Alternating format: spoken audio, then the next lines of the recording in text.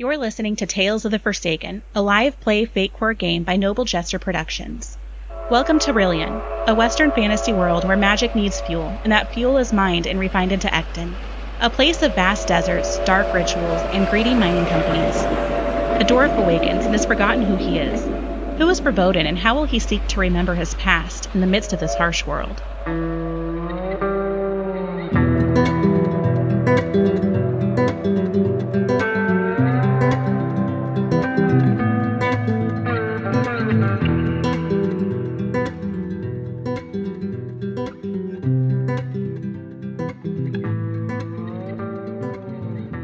Verboden, you are standing in the street outside of the Laughingstock Hotel. You hear the whistle of the train that is down the street. What are you going to do? Just kind of shake off this horrifying moment of barely escaping, and I'm going to run towards the direction of where I know the train is.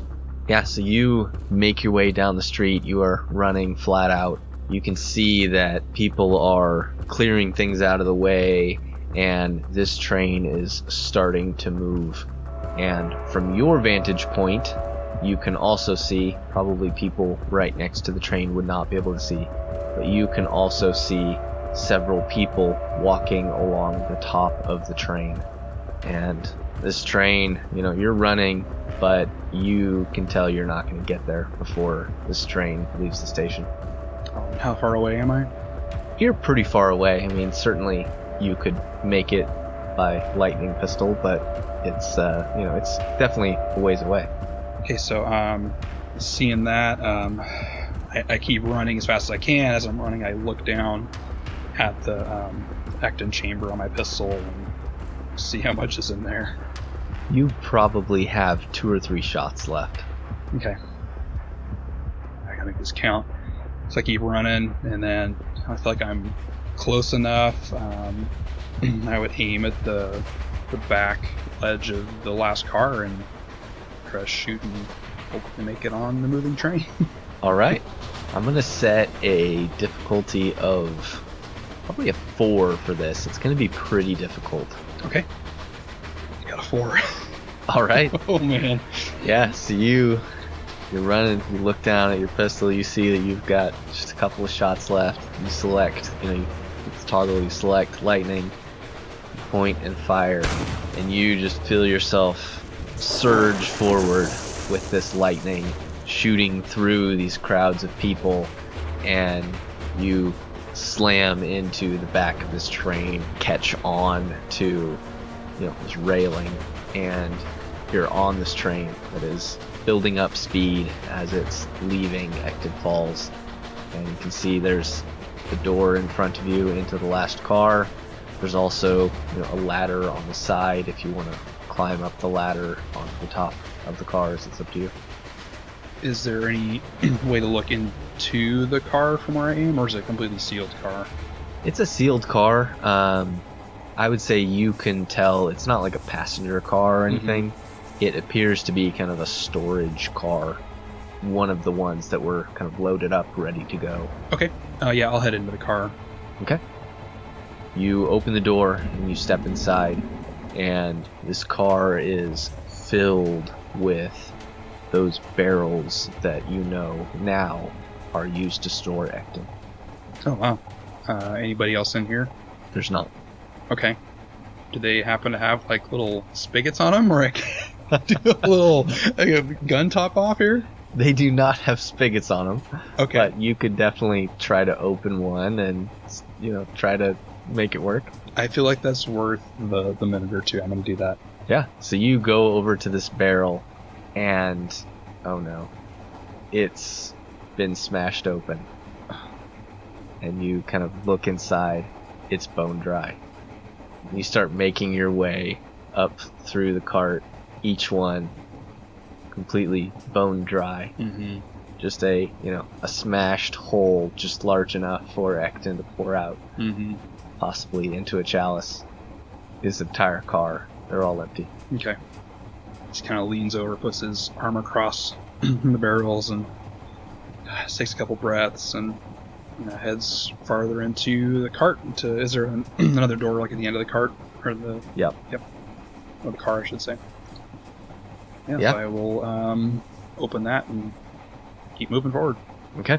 You open the door and you see, obviously, the moving cars are connected at your feet. You have to kind of a long step across to get to the next car.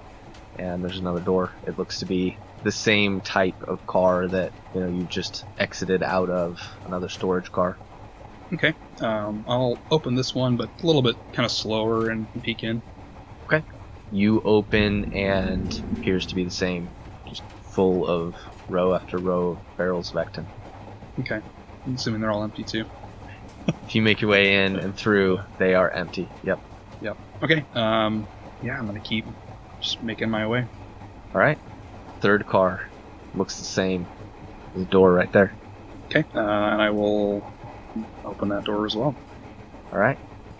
You open the door, row after row of barrels of Ectin, and down at the end, you see Jarl and two figures, and he is, he's smashed open the last barrel and is holding this chalice up, and Ectin is pouring into it.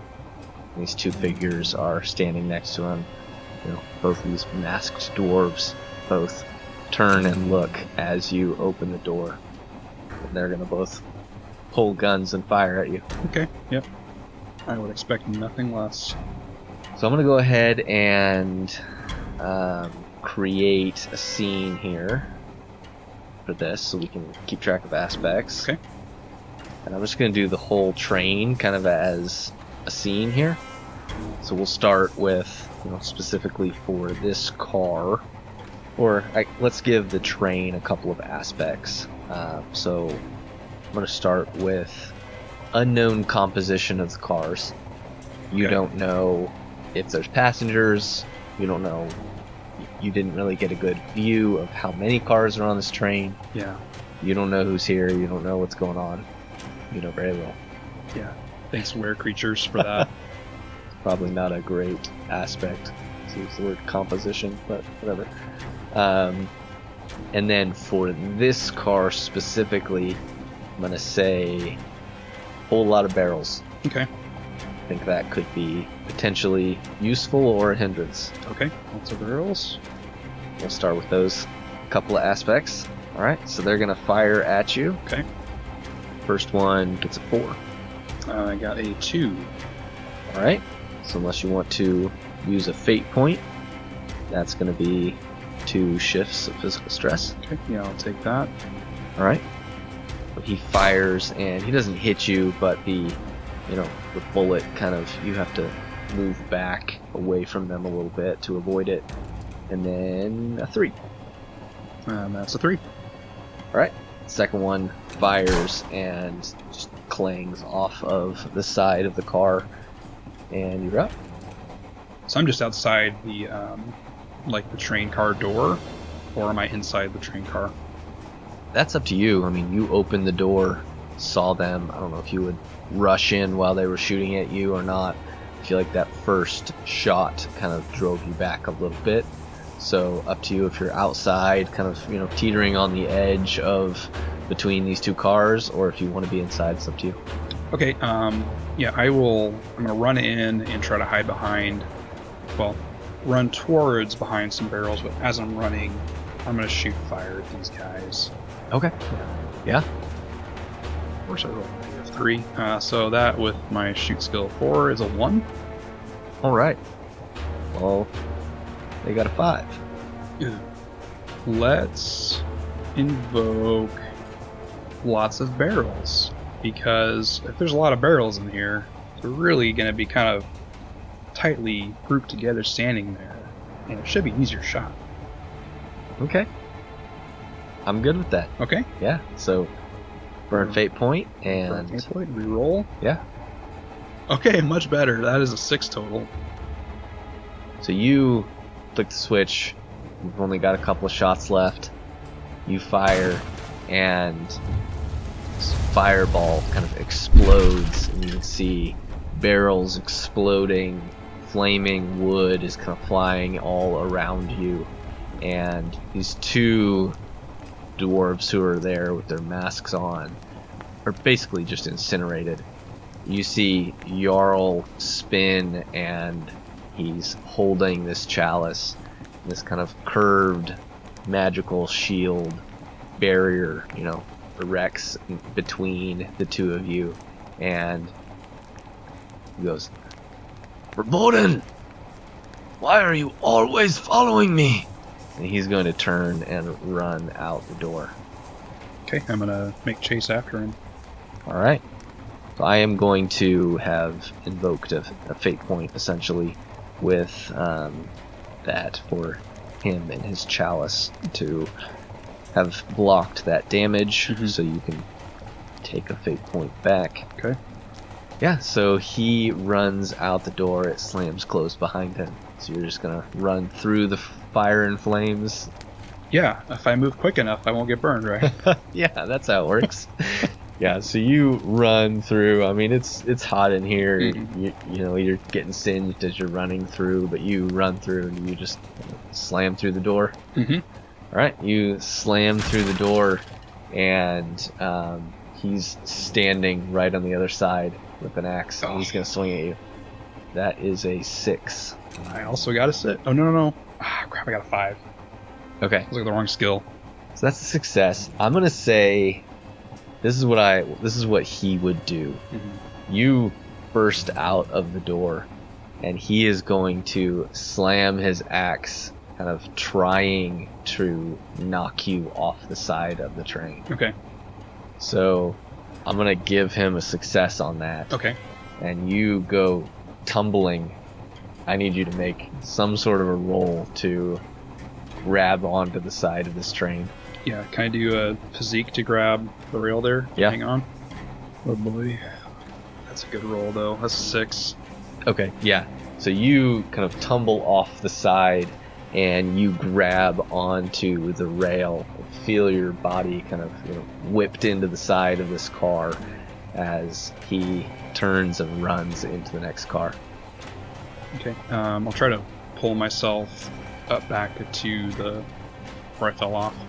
Okay, yeah, you pull yourself back up into, onto the platform, and looks like the next car is maybe a dining car or something like that. It doesn't appear to be storage. Okay. Are there any ledges on the outside of that car at all?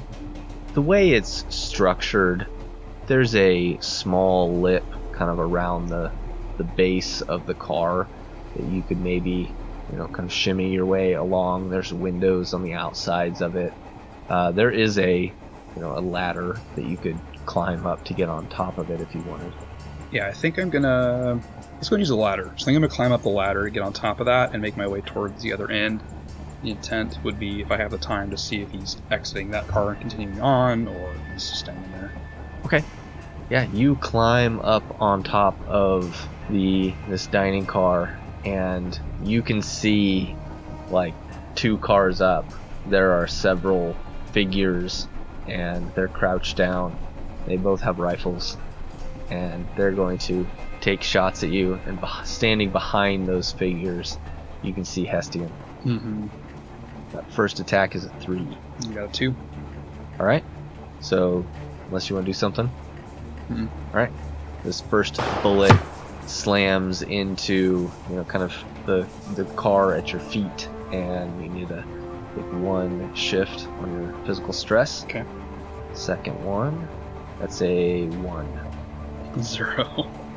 Okay. Jeez. So there's another shift, and these bullets are kind of flying around you, and you're having to kind of dance back away from them. Are there any other aspects for these other cars? Maybe I could add an aspect of moving train, and that's gonna make him shooting, or there's a or how about round the bend? We've got a curve that's just happening as we're going, so his shot's off a little bit. Definitely can add moving cars. Okay. I think that's a great aspect to add for just the train in general. Okay. Can be used, can cut either way. Mm-hmm. I would definitely let you use a fate point to declare, round the bend if you wanted to try to do that, or you could just use the create advantage action and roll for it to try to see if you could create around the bend and get a free invoke as your turn. So it'd probably be easier just to like use a fate point and invoke moving cars for this. Does that work? Is that what you're saying? Okay. Yeah. Yeah, let's just go ahead and do that. Yeah, I mean, I think the way it works, I'm not super well versed in it, but I think the way that it works is you can use a fate point to create an aspect, to use for something if you want to, or you can use the create advantage action to also create an aspect, but you have to roll for it. So that kind of takes your turn. Using a fate point doesn't. All right, so you are using that to negate that second point of earth shift of damage. Correct. Okay, got it. Yep. All right.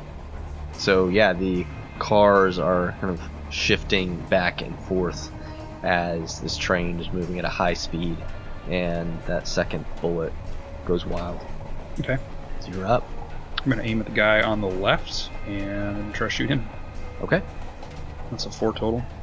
All right. That is a 2. So you do 2 shifts of damage. I mean, with kind of the state of these cars, your bullet slams into this guy and he falls off the side. Okay. The other one is going to take a shot at you again. That's a 3. I rolled a 1. Man, you are rolling terrible. Mm-hmm. All right. Well, that's going to be, unless you want to do something that's 2 shifts. Let's, I'm going to invoke the moving cars again. Use a fate point for that, so that would make it a 3. All right. Yeah, so you succeed.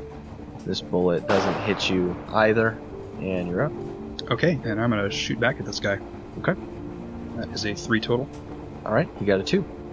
So once again, you fire, and your bullet hits this guy, and he falls off the side of the train, and you can see Hestian standing there, and kind of long white hair is blowing around him, and he just kind of gives you a look, and he climbs down a ladder, and you've got clear, you can see the front of the train at this point. You can see the landscape moving. It's desert. You can see the landscape passing. This train is moving very quickly, and you can see that there are 15 cars on this train. You can see the engine at the front of the train. You can see there are a bunch of different types of cars. It's kind of hard to tell what they are from on top, but there's variations in shape and size. So, it appears there are different types of cars. Okay. I think I'll run forward and I'll try to jump across into maybe over a couple cars. Okay. And then kind of peek down to the next one and see if I can tell what kind of car that is. All right. So you jump across how many? Let's go 2. All right. So you leap across one car and then run across that one and jump across to the next car and peek down. Appears to be a passenger car. You can see people seated inside. They're kind of moving around a little bit, trying to peek out the windows if they've been hearing gunshots. So I'm gonna drop down onto that platform where that door is, and then I'll slowly head into that car. Okay. Yeah, you open the door, and there's a couple of screams. People turn and look at you, and there's kind of alarm, and one of them, a human man with kind of large mustache, moves over to you. I'm sorry, sir. What is going on this train? Oh, sir, just have a seat here. I'm Sheriff of Silver Ridge. I know Roland, if y'all know him back here. There's some gentlemen who are up to no good here. I'm trying to help out. If y'all just remain calm and in your seats, hopefully we're going to get the train stopped here momentarily. Oh, well, all right then. He turns and, everybody, just calm down. Take your seats. Roland, I trust this man. He, kind of gets everybody calmed down, and they all sit down. I'm going to start walking through that train, making sure I don't see any other, shunting mining guys in there. You don't. Although, as you're kind of halfway through the car, you suddenly hear a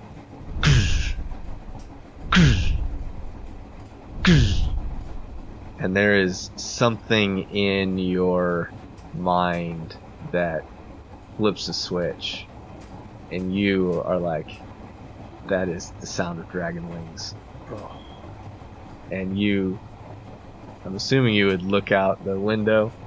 Yeah. Mm-hmm. You look out the window, and you see this large blue dragon fly forward and then kind of disappear out of your sight, and then you hear a crash from the front of the train. Kind of stare back and, look at the passengers, and I'm going to keep moving forward, try to go through into the next train car. I don't want to be here around all these civilians. Okay. The next one appears to be kind of a high-class passenger car. It's got multiple different compartments. So, very skinny hallway with multiple different compartments. I'm just going to keep moving through there. Okay. Yeah, you move through and, again, open the door, step across the cars, go into the next one. Yep. Okay. Appears to be kind of a kitchen.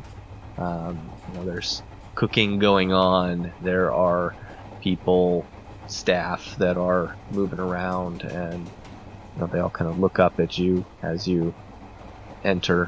One of them says, "Excuse me, what's going on back there? We've heard shots. Something very odd is happening on this train." I'm not really sure. I just stay down. We're investigating this, and I kind of feel a little pain in my side and realize I still got the dagger sticking to me from that where we're at. And when I get up to the door, I'm gonna just pull it out, kind of grip the handle, and then walk through the next door. Yeah, you go through into the next car, and it's big. It's open. It looks like there's things kind of stored. It's not barrels of Ectin like those other cars, but there's luggage and things stored in this car. Mm-hmm. Passengers' luggage, that sort of thing. And you can see down on the other end a large something, and standing next to it is Hestian. Mm-hmm. And he is pulling back this kind of tarp that's covered over it. You can see he's holding the chalice. It looks like he's about to do something. I'll yell out, "Hestian, put that down." He spins and looks at you. He says, "You just keep coming. Why do you never stop?" "Because I can't, and I won't. Keep coming for you." "It's too late." "I disagree." He grips onto the chalice, and he kind of makes a motion with his hand. And you can see almost you can almost see this energy that he pulls out of this chalice. And he flings this lightning bolt at you. Okay. Oh, that's not great. It's a 4. It's not great. That's a 4. Got 3. All right. I'm gonna have him spend a fate point to add +2 to that, and he's gonna use the chalice as his aspect. Okay. And he's gonna invoke that, and so you can get a fate point back, and that's gonna be 3 shifts to your physical stress. Okay, I'll mark off my 3 on that. As this lightning bolt slams into you, and you kind of, move aside enough that it doesn't throw you out the back of the car, but it definitely, you feel the kind of energy crackling over you. It hurt. Mm-hmm. Yeah. You're up. Doesn't feel good. I'm gonna run forward at him, and I'm gonna take a shot with poison mode for Ectin. Okay. Go ahead and make your attack. So now I'm rolling as a 3. You got a 0. Okay, I like that. All right. So he's gonna take 3 shifts of his physical stress, and you recover 3 as you click this lever. You select. You said poison, right? Mm-hmm. You select poison. You fire, and as you fire, you feel, you can see kind of the eyes on this gun burn out, Mm-hmm. and you can tell that was your last shot Okay. of Ectin. And but he gets hit by this bullet and kind of, staggers to the side, curses at you, and is going to try to lightning bolt you again. Okay. That is a 6. Ouch. I rolled a -2. Let's check it out. And then with my physique, that's a 1. All right. Up to you if you want to change that at all, but that's going to be 5 shifts if you don't. Yeah, that is a lot if I don't. Why don't... Same... There's really the same, aspects here. Moving cars. There's not a whole lot of barrels, but a whole lot of luggage. Yeah. You would know, he has the aspect, he's carrying the chalice, so that chalice is an aspect that you potentially could try to use. I don't possess the chalice, that's the problem. That's true. Alright, so that's 5 shifts, so you can combine boxes to do that, or you can take a consequence. Yeah, so that will eat up both of my physical stress. Okay. Track boxes. Alright, you are up. Kind of pissed at this guy, so I'm going to keep moving towards him. And then I'm going to holster my Ectin pistol and just grab another one and then take a shot at Hestian. Okay. That is a 3 total. Got a -1. Okay, I like that. That's your first little roll. That is 4 shifts. Alright, so you fire and again, this slams into Hestian. It doesn't look like he's very tough. So he stumbles backwards and he kind of slams up against the door on the opposite side of this car and goes down on one knee. He looks over at what you can tell is some fairly complex piece of machinery that he had pulled the tarp off of. Putting 2 and 2 together, probably the Ectin drill. And he looks down at this chalice in his hands. He looks up at you and he says, "Well, you've stopped this for now," he says. "But now you're going to have to make a choice. Because I'm leaving with this chalice. You can stay, protect all these people, or you can follow. But really, we both know the choice you always make." He reaches up and opens the door behind him. He kind of flings himself backwards. I'm going to let you have your turn. But he is flinging himself out the door. And I kind of grunt, just like, and start running out towards him, seeing him, but then stop and just watch him leave. Okay.